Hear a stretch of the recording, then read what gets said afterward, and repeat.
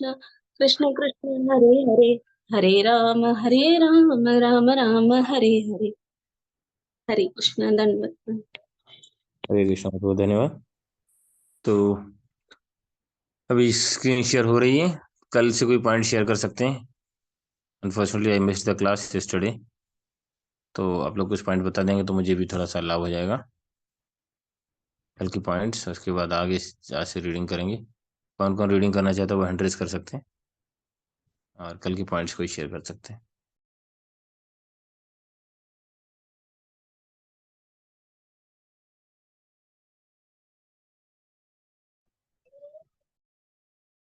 जब एक पिछले साल पढ़ा था इसलिए सब भूल गए क्या? नए साल में कुछ याद नहीं है? पिछले साल की पढ़ी बात आज भूल गए नए साल में? हम्म,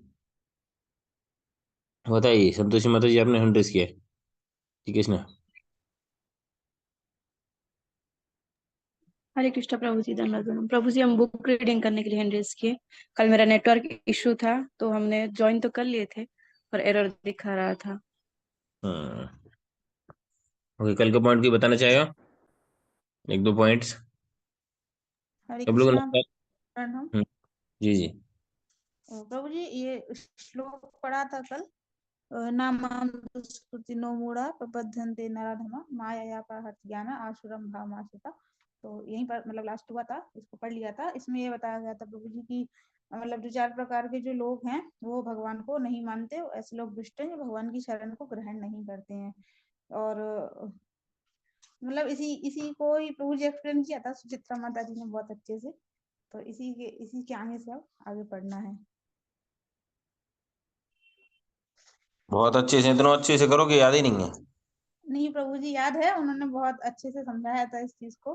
तो मतलब जो आजकल जो मतलब समाज में जो 4 प्रकार के मनुष्य है उसका वर्णन बताया था कि जो लोग मतलब जिनकी बुद्धि माया द्वारा हर ली गई है और जो मूर्ख हैं, जो भगवान को नहीं मानते, जो शास्त्रों को नहीं मानते, ऐसे लोग ही मतलब प्रश्न करते हैं कि भगवान मतलब नहीं मानते, नास्तिक होते हैं कि भगवान को मतलब नहीं मानते वो।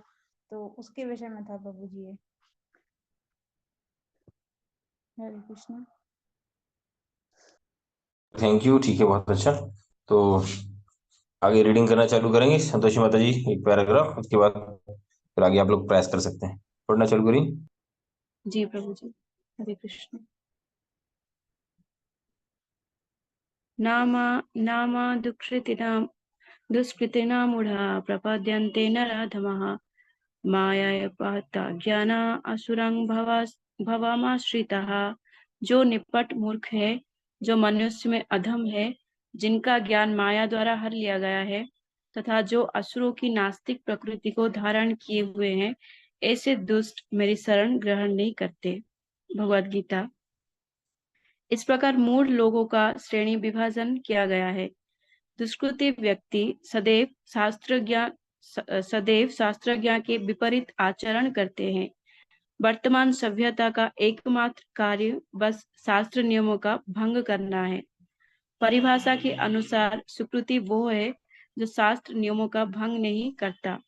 दुष्कृति यानी दुष्ट कार्य करने वाला, और सुकृति गुणवान मनुष्य।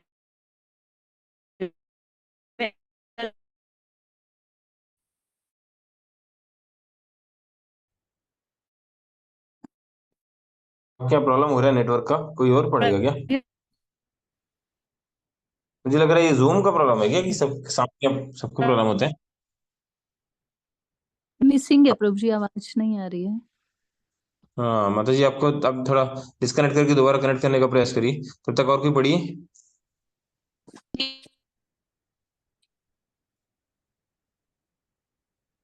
someone else can read, जिसके यहाँ से आवाज आ रही है। जी मैं ट्राई करूं प्रभु जी।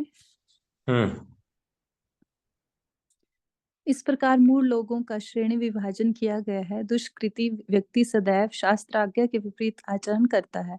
वर्तमान सभ्यता का एकमात्र कार्य बस शास्त्र नियमों को भंग करना है। परिभाषा के अनुसार सुकृति वह है जो शास्त्र नियमों को भंग नहीं करता। दुष्कृति दुष्ट कार्य करने वाला और सुकृति गुणवान मनुष्य में अंतर करने के लिए कुछ मापदंड होना चाहिए। प्रत्येक सभ्य देश का अपना कुछ शास्त्र होता है। यह शास्त्र चाहे ईसाई हो, हिंदू हो, मुस्लिम हो या बौद्ध हो, इससे कोई अंतर नहीं पड़ता। विशेष बात यह है कि सभी धर्मों में शास्त्र की पुस्तक विद्यमान है। जो व्यक्ति शास्त्र के सिद्धांतों पर नहीं चलता उसे अपराधी समझा जाता है। आगे कंटिन्यू करूं प्रभु जी? इस श्लोक में उक्त एक अन्य श्रेणी है मूढ़, प्रथम कोटि का मूर्ख। नराधम वह है जो मनुष्यता से गिरा हुआ है। माया हृत ज्ञाना से तात्पर्य उस व्यक्ति से है जिसका ज्ञान माया के द्वारा अपहृत कर लिया गया है। आसुरम भावम आश्रिता से तात्पर्य उन लोगों से है जो पूर्णतः नास्तिक हैं। यद्यपि परम पिता की शरण लेने में कभी कोई हानि नहीं है, किंतु जो लोग उपयुक्त वृत्ति वाले हैं वे ऐसा नहीं करते।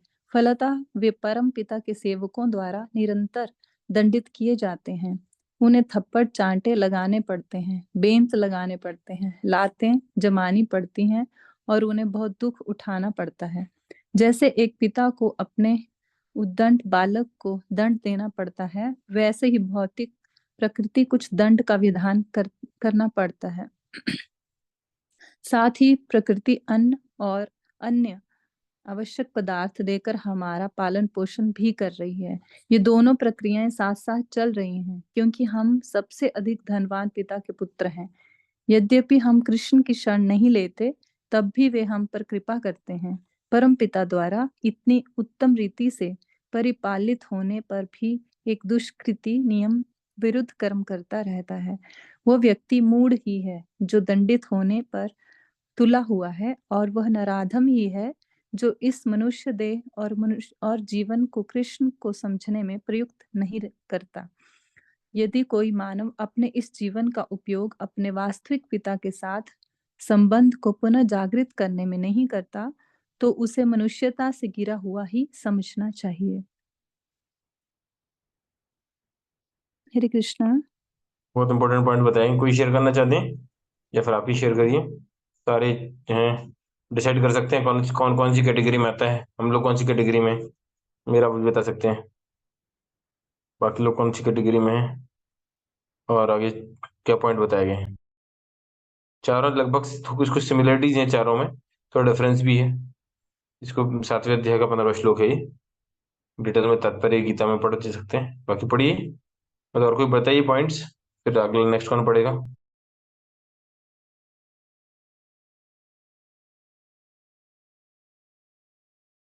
हाँ बताइए, पॉइंट्स बताइए और आगे पढ़िए।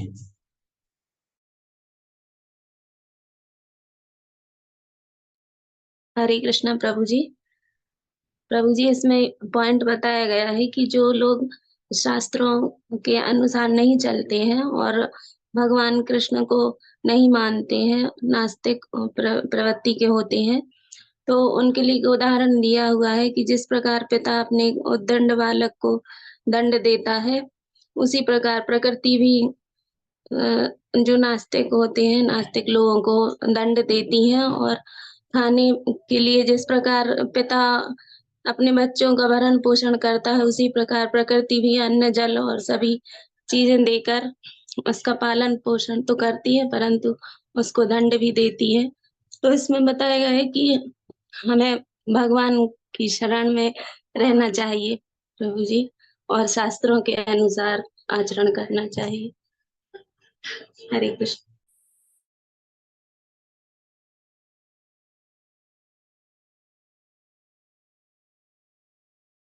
ये और कोई बताना चाहता है कुछ पॉइंट से? आगे बढ़िए नेक्स्ट।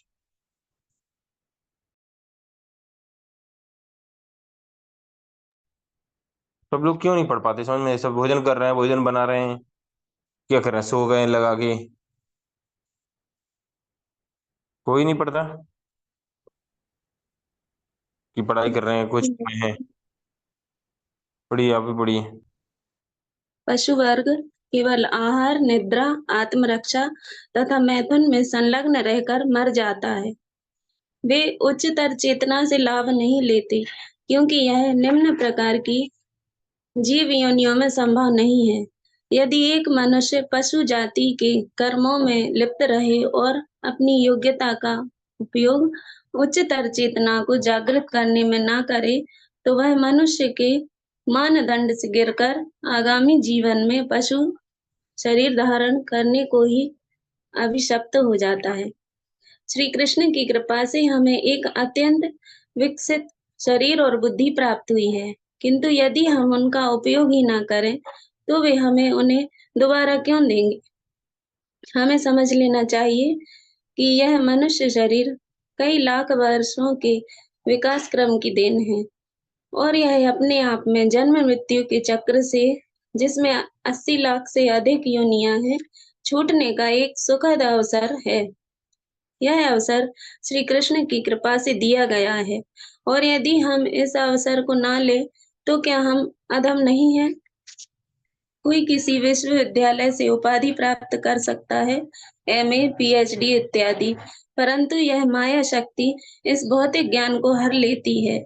जो वास्तव में बुद्धिमान है वह अपनी बुद्धि को यह जानने में लगाएगा कि वह कौन है, भगवान कौन है, भौतिक प्रकृति क्या है, वह भौतिक जगत में क्यों कष्ट भोग रहा है और इस कष्ट का उपाय क्या है।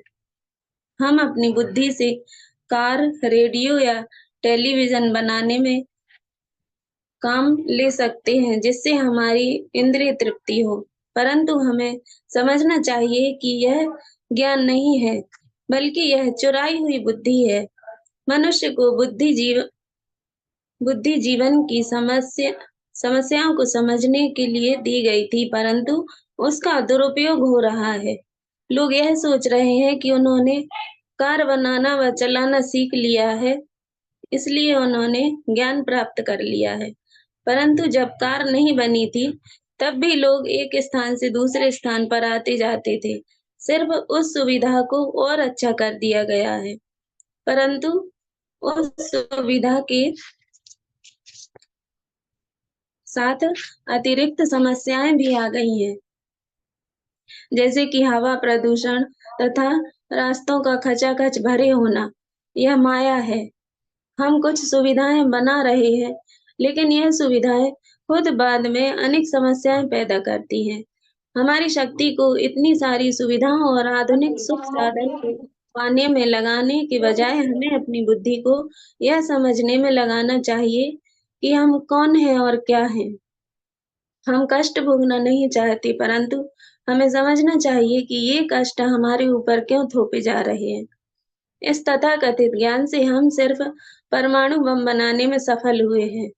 इससे केवल हिंसा की क्रिया ही तीव्र हुई है।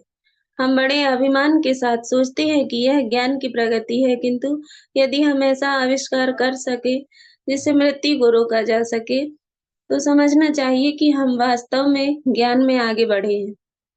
मृत्यु तो भौतिक प्रकृति में पहले से ही उपस्थित है, किंतु हम तो एक ही धमाके में सबका संहार करके मृत्यु को बढ़ावा देने को उत्सुक हैं। यही माया अपहृत ज्ञान अर्थात माया के द्वारा अपहृत ज्ञान कहलाता है। हरे वो कृष्ण प्रभु। कितना अच्छा, देखिए कितने सरल शब्दों में रूपा जी ने सारा क्लियर कर दिया। कोई किसी को समझने में दिक्कत है? कुछ समझ में पॉइंट नहीं आ रहा है आप लोगों में से?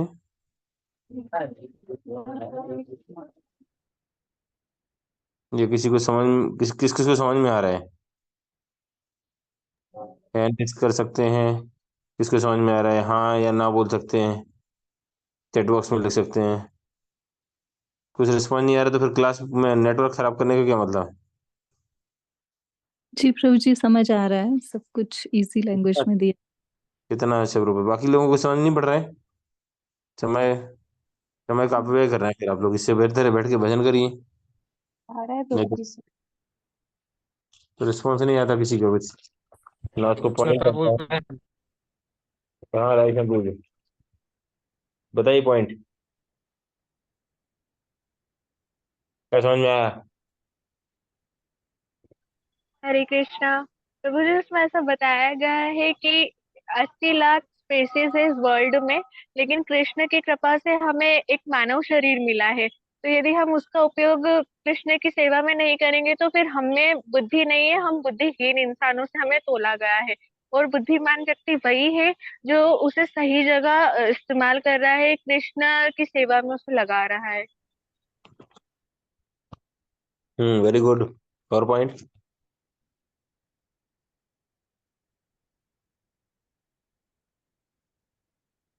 मेन मेन पॉइंट तो आपने बता दिया, और कोई पॉइंट?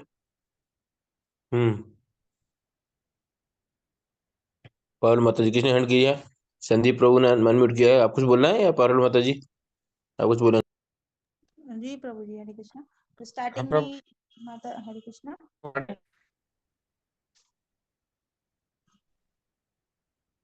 बोलिए बोलिए। जी, जो स्टार्टिंग में ही माता जी ने जो लाइन पढ़ी थी कि पशु वर्ग केवल आहार, निद्रा, आत्मरक्षा और मैथुन में संलग्न रहकर मर जाता है, तो उच्चतर चेतना से लाभ नहीं ले पाती, क्योंकि उनकी चेतना का स्तर जो है उतना उच्च नहीं होता है। और वही ये बता रहे हैं कि अगर यदि कोई मनुष्य है, उसे मनुष्य का जीवन मिला है, और वह भी इन्हीं सब कार्यों में रहकर यदि वो मतलब उसका जीवन पूरा हो जाता है, तो उसका जो मनुष्य जन्म है वो एकदम मतलब बेकार ही कह सकते हैं, बेकार माना जाएगा।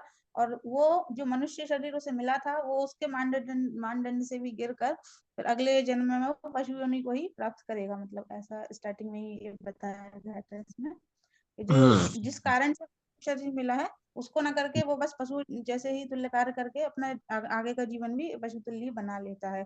इसलिए जो बता रहे हैं प्रभुपाद जी कि जो 80 लाख योनियों से भी अधिक योनियां हैं, 84 लाख योनियां पूरा जो है, उसमें से भगवान ने जो कृपा करके मनुष्य शरीर दिया है, तो उसको कृष्ण की सेवा में, और जो प्रकृति क्या है, भौतिक कष्ट क्यों भोग रहे हैं, ये सब क्यों है, इसमें हमें लगाना चाहिए।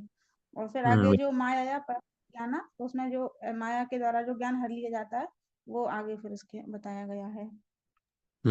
इम्पोर्टेंट पॉइंट है कि देखिए, भौतिक जो प्रगति कर रहे हैं उससे समस्याएं बढ़ी रही हैं। एक समस्या के समाधान के लिए हम खोजते हैं, है ना, एक समस्या का समाधान, और वो बड़ी समस्या क्रिएट करता है। आज वाहन है, परिवहन है, मोबाइल है, टेक्नोलॉजी है, कुछ भी है, कुछ भी चीज़ है, तो हम समस्या का समाधान देख रहे हैं, लेकिन वो it will create another problem. Atomic bomb का जैसे हथियार का बताया, एटॉमिक एनर्जी का बताया, पोल्यूशन का बताया। तो मतलब वर्ल्ड में कोई भी चीज़ है, वो प्रकृति के आगे इसमें विरुद्ध में हम जो भी कार्य करेंगे, तो हो सकता है प्रारंभिक रूप से हमें थोड़ा सफल दिखे, पर चूंकि प्रकृति के विरुद्ध में है तो उसका दुष्परिणाम तो आना ही। कि कुछ लोग हैं जिनका उद्देश्य केवल प्रकृति के विरुद्ध ही काम करते हैं, धर्म के नियम के विरुद्ध ही काम करते हैं, पशु योनि वाले लोग हैं वो। चलिए नेक्स्ट, हरे आगे कृष्ण। बढ़िए। प्रश्न है यहाँ पर छोटा सा, जैसे कि अभी इसमें जैसे प्रभुपाद जी ने बताया कि जो मोटर कार का मतलब जब बना ली मनुष्य ने, तो उससे ये हो गया कि जो रास्ता सफर करना वो आसान हो गया।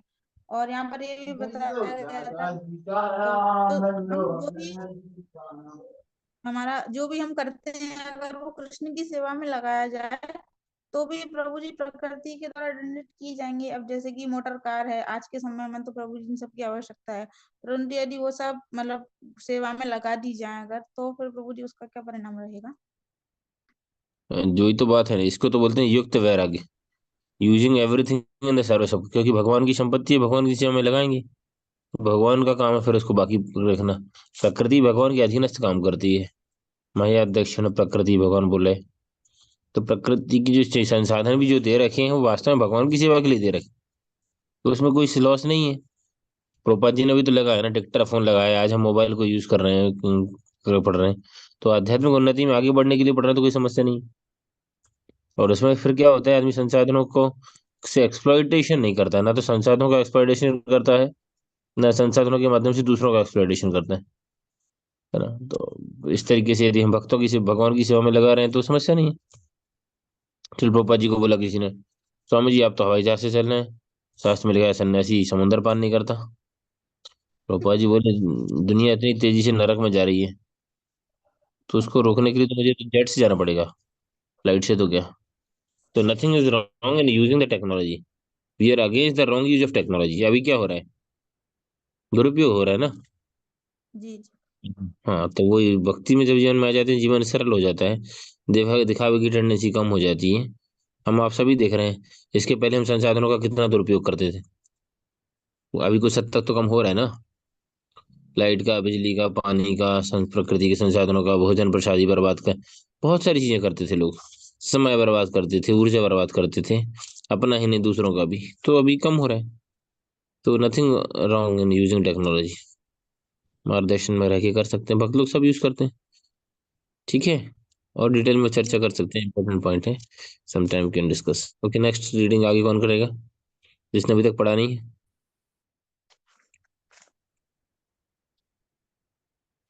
राधे श्याम प्रभु जी पढ़िए। हरे कृष्ण प्रभु जी। असुर और पक्के अनीश्वरवादी लोग ईश्वर को वस्तुतः चुनौती देते हैं। यदि परमपिता परमेश्वर की कृपा न होती तो हम दिन का प्रकाश भी न देख सकते, फिर ईश्वर के अस्तित्व को चुनौती देने का औचित्य क्या है? वेदों में मानव समाज के दो वर्ग बताए गए हैं, देव और असुर। देव कौन है? परमेश्वर के भक्त देव कहलाते हैं, क्योंकि वे स्वयं ईश्वर जैसे बन जाते हैं। इसके विपरीत जो लोग ईश्वर के अधिकार को चुनौती देते हैं वे असुर कहलाते हैं। मानव समाज में ये दो वर्ग सदा से पाए जाते हैं। जिस प्रकार चार प्रकार के दुष्ट जन होते हैं जो कभी कृष्ण की शरण नहीं लेते, उसी प्रकार चार प्रकार के भाग्यवान जन होते हैं जो उनकी पूजा करते हैं। तो कृष्णा, उनको एक मिनट, आगे के श्लोक में चार श्रेणियों में। एक मिनट। हाँ, ये आगे तो पता चल जाएगा। बिना पुस्तक देखे कौन बताएगा ये चार प्रकार के लोग जो हैं? तो आ ही गया, इस लोगों ने निकाल ही दिया वो, उनका आवाज नहीं पहुंच रही। बताइए, पता चल गया? फिर वो तो फिर आप लोग देख के भी नहीं समझेंगे। चार प्रकार के लोग कौन से हैं? किसी को पता है? आप कौन सी कैटेगरी में आते हैं? 8 कैटेगरी बता दें, चलो। चार, 7वें अध्याय के 15 में बताएं, 7 16वें श्लोक में बताएं। अब डिसाइड कर लेना थोड़ी देर बाद, ठीक है ब्रो? आगे बढ़िए।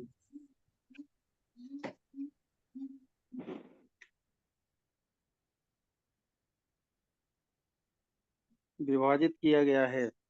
चतुर्विधा भजन्ते माम जनः सुकृति जनो अर्जुन आर्तो जिज्ञासुरार्थी ज्ञानी चे वर्तर्षु।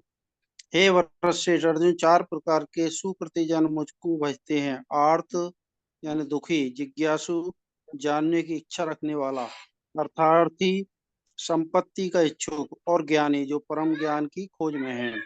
भगवत गीता 7.16। यह भौतिक जगत दुखपूर्ण है और पुण्यात्मा एवं पापी दोनों पर ही उसका प्रभाव रहता है। शीत ऋतु की ठंडक का प्रभाव सब पर समान होता है। यह पुण्यात्मा या पापी और धनी या निर्धन में भेद नहीं करता, किंतु पुण्यात्मा और पापी में बस यही अंतर है कि पुण्यात्मा का ध्यान दुख की स्थिति में ईश्वर की ओर जाता है। जब कोई व्यक्ति दुखी होता है तो प्राय वह गिरजाघर या मंदिर में जाता है और प्रार्थना करता है, हे प्रभु, मैं संकट में हूँ, कृपया मेरी सहायता कीजिए। यद्यपि वह किसी भौतिक आवश्यकता वश ईश्वर का स्मरण करता है, तथापि ऐसे व्यक्ति को पुण्यात्मा ही समझना चाहिए, क्योंकि दुख में ही सही परंतु उसने ईश्वर को याद तो किया। इसी प्रकार निर्धन व्यक्ति गिरजाघर या मंदिर में जाकर प्रार्थना करता है, मेरे प्रभु, कृपया मुझे कुछ धन दीजिए। दूसरी ओर जिज्ञासु व्यक्ति प्राय बुद्धिमान होते हैं। वे चीजों को समझने के लिए हमेशा वैज्ञानिक शोध करते रहते हैं। वे पूछते हैं ईश्वर क्या है और फिर उसका उत्तर ढूंढने के लिए वैज्ञानिक अनुसंधान करते हैं। ऐसे जिज्ञासु भी पुण्यात्मा माने जाते हैं, क्योंकि उनका शोध उचित उद्देश्य की ओर उन्मुख है। जिसने अपनी स्वरूप स्थिति को तत्वतः समझ लिया है वह ज्ञानी कहलाता है। ऐसा ज्ञानी चाहे निर्गुण निराकार ब्रह्म की परिकल्पना करे, किंतु सर्वोच्च परम सत्व के शरणागत होने के कारण उसे भी पुण्यात्मा ही मानना चाहिए। ठीक है, ये 2 लाइन में पढ़ लीजिए, फिर अगले श्लोक कल से चर्चा करेंगे। इस प्रकार उपयुक्त चारों प्रकार के व्यक्ति सुकृति अर्थात पुण्यात्मा ही हैं, क्योंकि ये सब ईश्वरवादी हैं। हरे कृष्ण। इम्पोर्टेंट पॉइंट है बहुत सारे, कितना क्लियर कर दिया। तो कौन बताएगा कोई पॉइंट्स?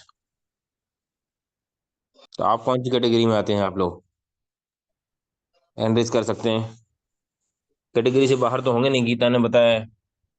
तो बताओ, आर्थ, आर्थ की कैटेगरी में कौन कौन आता है? दुखी, जो भगवान की शरण में आया दुख में आके। कौन कौन है हैंड रेज कर सकते हैं? ये लिख सकते हैं चैट बॉक्स में।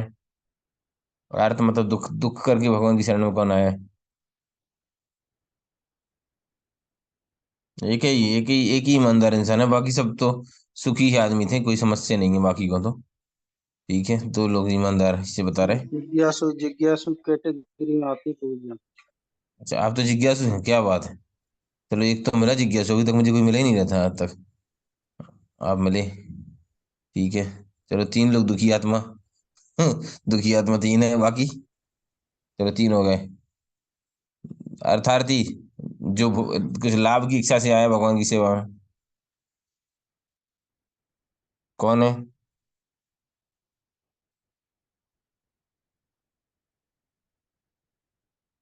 अर्थार्थी कौन है, किसी लाभ की इच्छा से भगवान की शरण में आए?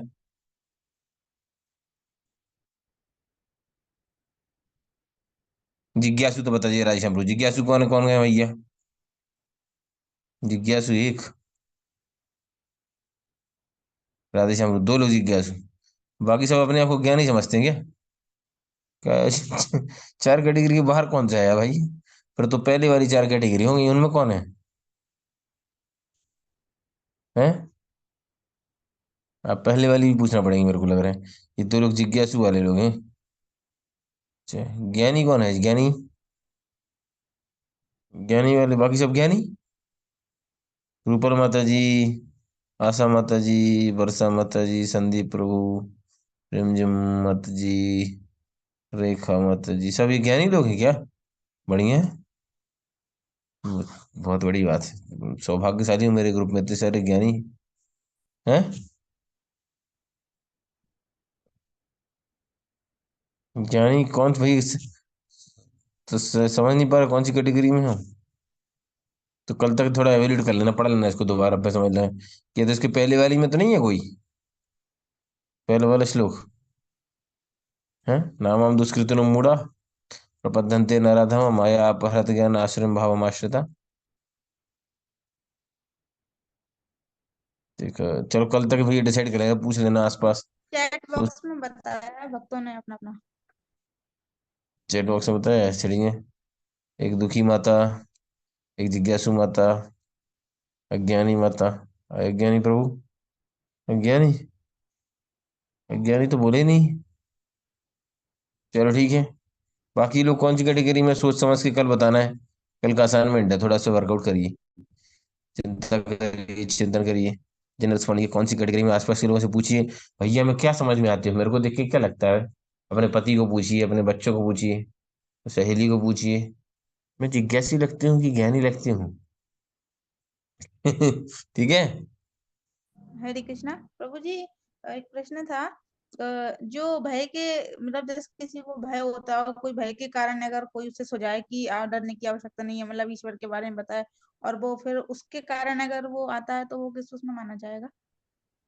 अर्थार्थी है, इच्छा है उसकी भय से मुक्त होना, है ना। अच्छा, वो ई की कैटेगरी में जाएगा। ये दुख, दुख है, दोनों कैटेगरी में आ सकता है वो। दुखी है एक्चुअली, किसी ने कहा भाई, एक्चुअली बेसिकली अर्थार्थी में आएगा वो। मतलब इसमें आर्थ, क्योंकि दुखी है ना, भय से डरा हुआ है, जी। संसार से डरा हुआ है, प्रत्यक्ष रूप से अप्रत्यक्ष रूप से। ठीक है। तो एक लेक्चर में गौरंग गुरु बता रहे थे कि ज्यादातर हम में से लोग जो हैं आर्थ और अर्थार्थी हैं। अपने अपने को जिज्ञासु और ज्ञानी मानने की गलती ना करें, हो सकता है कि उनका एवोल्यूशन गलत हो। उस समय तक आप लोग भक्ति में नहीं थे, इसलिए बाद में आ गए हैं आप जैसे ज्ञानी और जिज्ञासु। एनीवे, बहुत अच्छी बात है। कल तक और एवेल्यूट करिए और अपने आप को, है ना, आगे बढ़ाने का प्रयास भी करिए। हम प्रयास करेंगे, कोई समस्या अच्छी बात है, नथिंग नथिंग रॉन्ग, जैसे भी हो, किसी भी उद्देश्य से हो, कम से कम प्रभुपाद जी के आंदोलन में है तो हमें पढ़ने का अवसर तो मिल रहा है। चलिए, बहुत बहुत धन्यवाद। कोई कीर्तन करना चाहता है? नहीं तो 9:04 हो गए, स्टॉप करेंगे।